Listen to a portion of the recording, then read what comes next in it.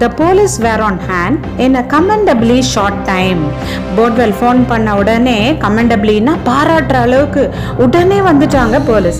A Ford sedan full of them. ஒரு Ford sedan வண்டி ஃபுல்லா போலீஸ்காரங்க. 2 on motorcycles, 2 பேர் மோட்டார் சைக்கிள்ல, and a patrol wagon with about 8 in it and a few reporters. அது மட்டும் இல்லாம ஒரு ரோந்து வாகனத்துல 8 பேரும் அதுல சில செய்தியாளர்களும் வந்திருந்தாங்க. They began banging at our front door. அவங்க வந்து இறங்கின உடனே எங்களுடைய முன்கதவை தட்டுறாங்க.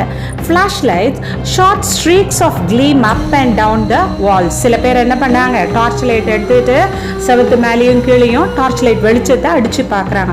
Across the yard, down the walk between our house and Bordwell's. அது மட்டும் இல்லாமல் யார்ட்னா தோட்டம், எங்கள் தோட்டத்தையும் பாட்வெல் வீட்டுக்கும் எங்கள் வீட்டுக்கும் நடுவில் இருக்கிற அந்த சந்து இடைவெளி இருக்கியா, அங்கேயும் டார்ச் லைட் வச்சு அடிச்சு பார்க்குறாங்க. ஓப்பன் அப் கிரைட் அ ஹார்ஸ் வாய்ஸ். அதுலேயே ஒரு ஹார்ஸ்னா ஒரு ரஃப்பான வாய்ஸில் ஒரு போலீஸ்கார் சொல்கிறார், கதவு தரங்க. We are men from headquarters. நாங்கள் தலைமையகத்திலேருந்து வந்திருக்கோம், கதவு தரங்க அப்படின்னு சொல்கிறார். I wanted to go down and let them in since there they were, but mother wouldn't hear of it. எனக்கு என்ன தோணுச்சு, கீழே போய், ஏன்னா போலீஸ்காரங்கெல்லாம் இருக்காங்க இல்லையா, கீழே போய் கதவு திறந்து அவங்கள உள்ள விடணும்னு தான் நான் நினைக்கிறேன். ஆனால் அம்மா அதுக்கு ஒத்துக்க மாட்டாங்க. You haven't a stitch on, she pointed out. அம்மா என்ன சொல்கிறாங்க, உன் உடம்புல ட்ரெஸ்ஸே இல்லை. You would catch your death. நீ இப்படியே போனீங்கன்னா உன்னுடைய மரணத்தை தான் நீ சந்திக்கணும். I wound the towel around me again. உடனே இன்னும் நல்லா டைட்டாக அந்த டவலை கட்டிட்டாரு. Finally, the cops put their shoulders to our big heavy front door with its thick beveled glass. கடைசியாக என்ன பண்ணாங்க, இவங்க யாரும் கதவு திறக்காதனால போலீஸ்காரங்க அவங்க தோளால் இவங்களுடைய கதவு நல்ல தடியாக இருக்கிற கதவை மோதுறாங்களாம், வந்து தோளில் மோதுறாங்க. ஹெவினா தடியாக இருக்குது. பீவெல்டு கிளாஸ், அந்த கதவுல என்ன இருக்கா, சரிஞ்சது மாதிரி, ஒரு சரிஞ்சா போல ஒரு கண்ணாடி துண்டை பதிச்சிருக்காங்களாம். And broke it in. அவங்க மோதி மோதி உடைச்சிட்டாங்க. I could hear a rending of wood and a splash of glass on the floor of the hall. எனக்கு இங்கேருந்து என்ன கேட்குது, ரெண்டிங்னா அந்த துண்டா கிழிகிற சத்தம். இந்த மரம் இருக்குது இல்லையா, அந்த மரம் வந்து துண்டா கிழிதான். அது மட்டும் இல்லாமல் எங்கள் ஹாலில் அந்த கண்ணாடி, அந்த ஒரு கண்ணாடி டோரில் பதிச்சிருக்காங்களே, அந்த கண்ணாடி விழுந்து நொறுங்குற சத்தம் எனக்கு கேட்குது. Their lights played all over the living room. அவங்க உள்ளே வந்து என்ன பண்ணுறாங்க, எல்லார் கையில் இருக்கிற ஃப்ளாஷ் லைட்டை வச்சு அந்த லிவிங் ரூம் ஃபுல்லாக அடிக்கிறாங்க. And Chris crossed nervously in the dining room. இங்கே தேடுறாங்க, அங்கே தேடுறாங்க. டைனிங் ரூம்லேயும் போய் வெளிச்சத்தை அடித்து பார்க்குறாங்களாம். Stopped into hallways. அப்படி ஓடுறாங்க, இங்கே ஓடுறாங்க, அங்கே ஓடுறாங்க. Shot up the front stairs. இந்த வெளிச்சத்தை வச்சு முன்பக்கம் மாடிப்படி இருக்கு இல்லையா, அது வழியாகவும் அடித்து பார்க்குறாங்க. And finally up the back, பின்பக்கம் மாடி வழியாகவும் வந்து மேலே வராங்க. They caught me standing in my towel at the top. வந்து மேலே வந்து இவர் வெறும் துண்டோடு இருக்காங்க இல்லையா, வந்து இவரை பிடிச்சிக்கிறாங்க. ஹெவி போலீஸ்மேன், கொஞ்சம் நல்ல தடியாக இருக்கிறவர், bounded up the steps. மேலே ஏறி வந்தார். Who are you? He demanded. I live here, I said. யார்ப்பா நீ அப்படின்னு கேட்குற. நான் இங்கே தான் வசிக்கிறேன் அப்படின்னு நரேட்டர் சொல்கிறார். The officer in charge reported to mother. No sign of nobody, lady, he said. அந்த தலைமை அதிகாரி வந்து அம்மா கிட்ட சொல்கிறார், யாருமே இருக்கிற மாதிரியே இல்லையம்மா இங்கே. Must have got away. What had he like? போயிருப்பாங்க அப்படின்னு சொல்லிட்டு. எப்படி இருந்தாங்க? There were 2 or 3 of them, mother said. அம்மா சொல்கிறாங்க, 2 இல்லைனா 3 பேர் இருப்பாங்க. Whooping and carrying on, slamming doors. கூச்சல் போட்டுட்டு கதவுல டம்மால் டம்மால்னு சத்தம் போட்டாங்க அப்படிங்கிறாங்க. Funny, said the cop. வேடிக்கையாக இருக்குது நீங்கள் சொல்கிறது. All your windows and doors was locked on the inside, tight as a tick. உங்களுடைய கதவு ஜன்னல் எல்லாமே இறுக்கி தாப்பால் போட்டிருக்குது அப்படின்னு போலீஸ்கார் சொல்கிறார். Downstairs, we could hear the tromping of the other police. கீழ்த்தளத்தில் மிச்சம் எல்லாரும் நடக்கிற சத்தம், தும் தும்னு நடக்கிற சத்தம் எங்களுக்கு இங்கே கேட்குது. Police were all over the place. கீழே ஃபுல்லாக போலீஸ் இருக்காங்க. Doors were yanked open. கதவெல்லாம் இழுத்து இழுத்து திறக்கிறாங்க. yankடுன்னா இழுத்து திறக்கிறாங்க. Drawers were yanked open. மேஜர் ட்ராயர்லாம் இழுத்து திறக்கிறாங்க. Windows were shot up and pulled down. ஜன்னலெல்லாம் திறந்து மூடுறாங்க. Furniture fell with dull thumbs. அங்கே இருக்கிற மர சாமான்கள்லாம் என்ன ஆகுது, டம் டம்னு விழுது. Half a dozen policemen emerged out of the darkness of the front hallway upstairs. ஒரு அரை டசன் போலீஸ்காரங்க என்ன பண்ணாங்க, கீழே அந்த இருட்டில் இருந்து மாடி வழியாக மேலே வராங்க. They began to ransack the floor. அங்கே தரையெல்லாம் போட்டு இழுத்து போட்டு எல்லாத்தையும் தேடுறாங்க. Pulled beds away from walls. செவத்துல சாத்தி வச்சிருந்த பெட்டெல்லாம் இழுத்து போடுறாங்க. Tore clothes off hooks in the closets. கபர்டில் இருக்கிற closetsனா கபர்டில் இருக்கிற துணியெல்லாம் இழுத்து போடுறாங்க கிழிகிற மாதிரி. Pulled suitcase and boxes off shelves. அது மட்டும் இல்லாமல் ஷெல்ஃபில் அடுக்கி வச்சிருந்த ஷூட்கேஸு பாக்ஸு எல்லாத்தையும் இழுத்து போடுறாங்க. One of them found an old zither that Roy had won in a pool tournament. இப்படி போலீஸ்காரங்க எல்லாரும் தேடிட்டு இருக்காங்க இல்லையா, ஒரு போலீஸ்காரர் என்ன பண்ணுறாரு, ராய் வந்து நீச்சல் போட்டியில் ஜெயிச்சு வாங்கின பழைய மரத்தாலான இசைக்கருவி, ஜிதர்னா ஒரு இசைக்கருவி, அதை எடுக்கிறாரு. Look here Joe, he said, strumming it with a big paw. இன்னொரு போலீஸ்காரர் ஜோன்றவரை கூப்பிட்டு என்ன பண்ணுறாரு, இதை காமிச்சு அதை அவருடைய கையால் இசைக்கிறாரு. The cop named Joe took it and turned it over. அந்த ஜோன்ற போலீஸ்காரர் வந்து இதை வாங்கி திருப்பி பார்க்குறாரு.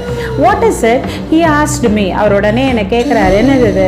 It is an old zither our guinea pig used to sleep on, I said. உடனே இவர் என்ன சொல்றாரு நரேட்டர், இது வந்து ஒரு பழைய இசைக்கருவி, இதில் தான் எங்களுடைய செல்லமான கினியா பன்னி தூங்கும் அப்படிங்கிறார். It was true that a pet guinea pig we once had would never sleep anywhere except on the zither. உண்மையை தான் நான் சொல்கிறேன், நாங்கள் முதல்ல ஒரு செல்லமாக இந்த கினியா பிக்கை வளர்த்துட்டு இருந்தோம், அது எங்கேயுமே தூங்காது, இந்த ஜிதர் கருவியில் தான் தூங்கும். But I should never have said so. நான் இதை சொல்லியிருக்க கூடாது. Joe and the other cop looked at me a long time. உடனே ஜோன்ற போலீஸ்காரரும் இன்னொருத்தரும் இவரையும் அப்படியே பார்க்குறாங்க. They put the zither back on a shelf. உடனே திருப்பி அந்த இசைக்கருவியை எங்கேருந்து எடுத்தாங்களோ அதுலேயே அந்த ஷெல்ஃப்லேயே வச்சிடுறாங்க. No sign or nothing, said the cop who had first spoken to mother. முதல்ல அம்மா கிட்ட பேசினார்ல ஒரு போலீஸ்காரர், அவர் சொல்றார், இங்க எதுவுமே இருக்கிற மாதிரி தெரியலையே. The lady seems hysterical. அவர் உடனே என்ன சொல்றாரு, இந்த அம்மா ஒரு பைத்தியம்னு நினைக்கிறேன், ஹிஸ்டீரிக்கல்னா பைத்தியம். They all nodded but said nothing. எல்லா போலீஸ்காரும் தலையாட்டுறாங்க, ஆனா வாயே திறக்கல. Just looked at me. எல்லாரும் இவனையே பார்க்கறாங்க. In the small silence we all heard a creaking in the attic. எல்லாரும் அமைதியா இருக்கும்போது மேல பரன்ல ஒரு சின்னதா ஒரு க்ரீச் அப்படின்ற ஒரு சத்தம் கேக்குதாம். Grandfather was turning over in bed. அது தாத்தா வந்து கட்டில்ல புரண்டு படுக்கிற சத்தம். What is that? snapped Joe. ஜோன்ற போலீஸ்காரர் கேட்கிறாரு, என்னது அது? 5 or 6 cops sprang for the attic door before I could intervene or explain. இவர் சொல்றதுக்கு முன்னாடியே, என்ன ஏதுன்னு சொல்றதுக்கு முன்னாடியே ஒரு 5-6 போலீஸ்கார் எங்க போயிட்டாங்களா, அந்த அட்டிக்குள்ள நுழைய போயிட்டாங்களாம். I realized that it would be bad if they burst in on grandfather unannounced or even announced. இவங்க போய் தாத்தாவுடைய ரூம்குள்ளார போனாங்கன்னா, சொல்லிட்டு போனாலும் சரி சொல்லாம போனாலுமே நிலைமை மோசமாயிரும்.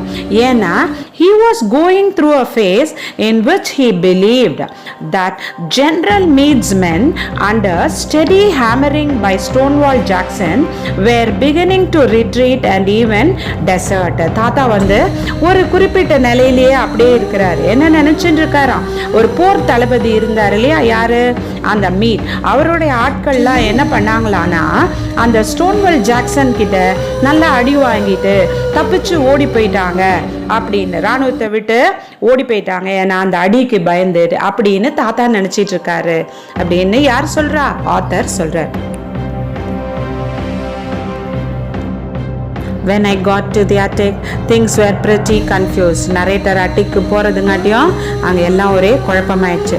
Grandfather had evidently jumped to the conclusion that the police were deserters from Meade's army. தாத்தா என்ன முடிவுக்கு வந்துட்டாரு, இந்த போலீஸ்லாம் அந்த மீடோட ஆர்மிலேருந்து தப்பிச்சு வந்த ஆட்கள் அப்படின்னு முடிவுக்கு வந்துட்டார். Trying to hide away in his attic. எங்க வந்திருக்காங்க, அவரோட அட்டிக்ல வந்து ஒளியறதுக்காக வந்துக்கிறாங்கன்னு முடிவு பண்ணிட்டார். He bounded out of a bed wearing a long flannel nightgown over long woolen pants, a nightcap and a leather jacket around his chest. தாத்தா என்ன dress போட்டிருந்தாரு, பெருசா உலன் நைட் கவுன், அப்புறம் லாங் உலன் பேண்ட்ஸ், நைட் கேப், அதுக்கப்புறமா leather jacket, இதெல்லாம் போட்டிருக்காரு. The cops must have realized at once that the indignant white-haired old man belonged to the house.